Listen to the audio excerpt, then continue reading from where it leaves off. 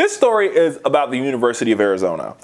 They fired a psychiatric professor this week whose research on medical marijuana and veterans was finally greenlighted by federal authorities in March after a year-long chokehold. Dr. Sue Sisley, a clinical assistant professor of psychiatry, who has been working for 5 years to get approval for her study on medical marijuana on post-traumatic stress disorder, says she was fired after advocates for a state bill that would have funded her research through the state's medical marijuana revenue.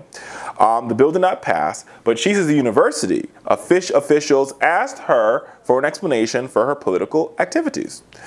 And clearly, this university, they're like,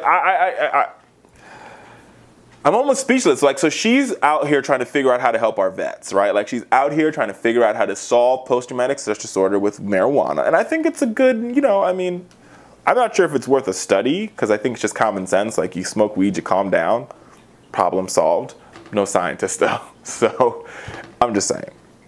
But she was indeed fired. And, you know, they stopped her research project.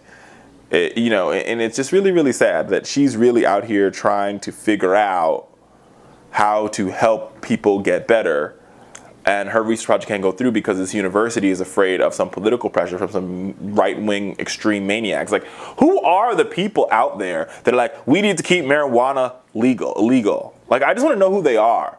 If you're watching this on YouTube and you're one of those people, like, comment. What's your rationale? And if your argument is this gateway drug crap, that is malarkey.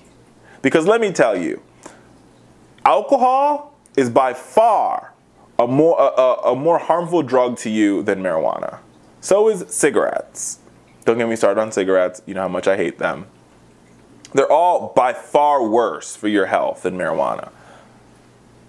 By far worse. So I just don't know who these people are. Like, that's really the question. Who are the people that believe this crap?